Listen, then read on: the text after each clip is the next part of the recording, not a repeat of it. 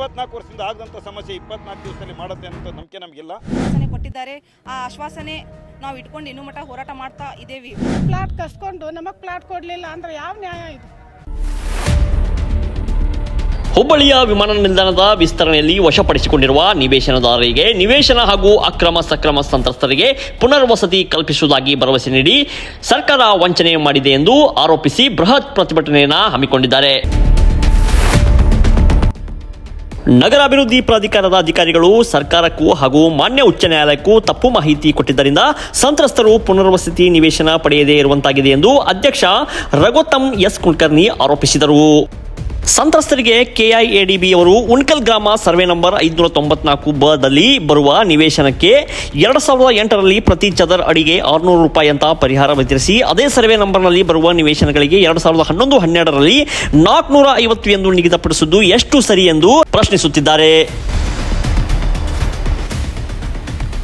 ಇದೇ ವಿಮಾನ ನಿಲ್ದಾಣದ ಸಂತ್ರಸ್ತರಿಗೆ ಈ ಹಿಂದೆ ಪುನರ್ವಸತಿ ಕೊಡುವ ಉದ್ದೇಶದಿಂದ ನಗರಾಭಿವೃದ್ಧಿ ಪ್ರಾಧಿಕಾರದಿಂದ ನಿವೇಶನ ಹಂಚಿಕೆ ಮಾಡಿ ಪ್ರತಿ ಚದರ್ ಅಡಿಗೆ 224 ರೂಗಳಂತೆ ಭರ್ತಿ ಮಾಡಿಕೊಂಡು ಈಗ 485 ರೂಪಾಯಿ ಎಂದು ನಿಗದಿಪಡಿಸುವುದು ಎಷ್ಟು ಸರಿ ಎಂದು ತಮ್ಮ ಅಳಲನ್ನು ತೋಡಿಕೊಳ್ಳುತ್ತಿದ್ದಾರೆ. ಒಟ್ಟಿನಲ್ಲಿ ಅಂತಾರಾಷ್ಟ್ರೀಯ ವಿಮಾನ ನಿಲ್ದಾಣಕ್ಕೋಸ್ಕರ ತ್ಯಾಗ ಮಾಡಿದ ಜೀವಿಗಳು ತಮ್ಮ ಮಕ್ಕಳಿಗಾದರೂ ಉದ್ಯೋಗ ಸಿಗಬಹುದು ಎಂದು ಭಾವಿಸಿದ್ದು ಕುಟುಂಬಕ್ಕೆ ಉದ್ಯೋಗವಿಲ್ಲ, ಕಿಂಚಿತ್ತು ವಿಮಾನ ನಿಲ್ದಾಣ ಪ್ರಯೋಜನ ಇಲ್ಲದಂತಾಗಿದೆ ಎಂದು ಅಧ್ಯಕ್ಷ ಕುಲಕರ್ಣಿ ಅವರು ಆರೋಪಿಸಿದರು. ಸರ್, ಇದು ಹೋರಾಟ ಅಂತಂದು ಹೇಳಿದರೆ ತಪ್ಪಾಗತ್ತೆ. ನಾವೆಲ್ಲರೂ ಇವತ್ತು ಸೇರಿರೋದು ತ್ಯಾಗ ಜೀವಿಗಳು. ನಮ್ಮ ಉತ್ತರ ಕರ್ನಾಟಕದ ಅಭಿವೃದ್ಧಿಗೋಸ್ಕರ ನಮ್ಮ ಸ್ವತ್ತುಗಳನ್ನ ತ್ಯಾಗ ಮಾಡಿದಂಥವ್ರು, ಕಳ್ಕೊಂಡಂಥವ್ರು. 2007ರಲ್ಲಿ ಈ ಸರ್ಕಾರ ನಮ್ಮ ಅಂತಾರಾಷ್ಟ್ರೀಯ ವಿಮಾನ ನಿಲ್ದಾಣಕ್ಕೋಸ್ಕರ ನಮ್ಮ ಭೂಮಿಗಳನ್ನ ಕಿತ್ಕೊಳ್ತು. ಅದಕ್ಕೋಸ್ಕರ ನಾವೇನು ಮಾಡಿದ್ವಿ, ನಮ್ಮ ಉತ್ತರ ಕರ್ನಾಟಕ ಎಷ್ಟೋ ಡೆವಲಪ್ ಆಗ್ತದೆ, ಇದಾಗ್ತದೆ ಅಂತ ನಾವು ತ್ಯಾಗನೂ ಮಾಡಿದ್ವಿ. ಆದರೆ ಆ ಟೈಮ್ನಲ್ಲಿ ರಘುವೀರಾನಂದ ಸ್ವಾಮೀಜಿಯವರು, ಪೇಜಾವರ ಶ್ರೀಗಳು ಮತ್ತು ಸಿದ್ಧಗಂಗಾ ಮಠದ ಸ್ವಾಮೀಜಿಯವರು ಎಲ್ಲರ ನೇತೃತ್ವದಲ್ಲಿ ನಮಗೆಲ್ಲರಿಗೂ ಪುನರ್ವಸತಿ ವ್ಯವಸ್ಥೆ ಕಲ್ಪಿಸ್ಕೊಡ್ತೀವಿ ಅಂತ ಒಪ್ಪಂದ ಮಾಡ್ಕೊಳ್ತು. ನಮ್ಮ ಜನರಲ್ಲಿ ಅರ್ಧ ಜನಕ್ಕೆ ಪುನರ್ವಸತಿ ವ್ಯವಸ್ಥೆ ಕಲ್ಪಿಸ್ಕೊಟ್ಟಿದ್ದಾರೆ.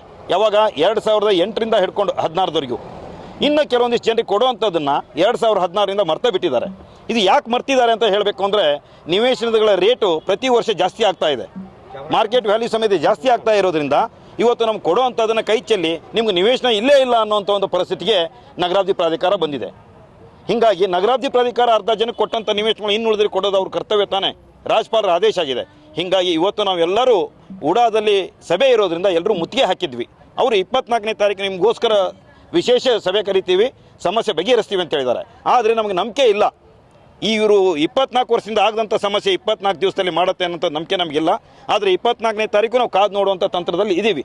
ಇವರು 24ನೇ ತಾರೀಕು ನಮ್ಮ ಸಮಸ್ಯೆಗಳನ್ನ ಇತ್ಯರ್ಥ ಮಾಡಿ ಕೊಡಲಿಲ್ಲ ಅಂದರೆ ಆಟೋಮೆಟಿಕ್ ನಾವು ಉಗ್ರವಾದಂಥ ಹೋರಾಟ ಮಾಡುವಂಥ ಪರಿಸ್ಥಿತಿ ನಮಗೆ ಬಂದಿದೆ. ಯಾಕೆಂದರೆ ಇವತ್ತು ನನ್ನ ನಿವೇಶನ ನನ್ನ ಸಿಸ್ಟರ್ ಪಕ್ಕದ್ದೇ ನಂದಿತ್ತು. ಅದು 75 ಲಕ್ಷ ರೂಪಾಯಿ ಕೊಟ್ಟರು ಸಿಗ್ತಾ ಇಲ್ಲ. ನಮ್ಗೆ 5-6 ಲಕ್ಷ ರೂಪಾಯಿ ಕೊಟ್ಟು ಮೋಸ ಮಾಡಿ ಈ ಸರ್ಕಾರ ನಮಗೆ ಇಷ್ಟು ತೊಂದರೆ ಕೊಡೋದು ಸರಿನಾ ಅನ್ನೋ ಮುಖಾಂತರ ಇವತ್ತು ನಿಮ್ಮ ಗಮನಕ್ಕೆ ತರಲಿಕ್ಕೆ ಇಚ್ಛೆ ಪಡ್ತಾ ಇದ್ದೀವಿ.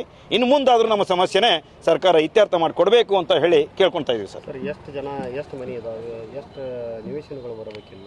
ಸರ್, ಇದರಲ್ಲಿ 83 ಮನೆಗಳು ಇದ್ವು. ಟೋಟಲ್ 710 ಅಕ್ವೈಷನ್ ಮಾಡೋದಲ್ಲಿ 529 ನಿವೇಶನಗಳಿತ್ತು. 83 ಜನಕ್ಕೂ ಪುನರ್ವಸತಿ ವ್ಯವಸ್ಥೆ ಕಲ್ಪಿಸಿಕೊಟ್ರು. ಅದರಲ್ಲಿ 529 ಜನಕ್ಕೂ ಕೊಡಬೇಕು ಅಂತ ಸರ್ಕಾರ ಒಪ್ಪಂದ ಮಾಡ್ಕೊಳ್ತು.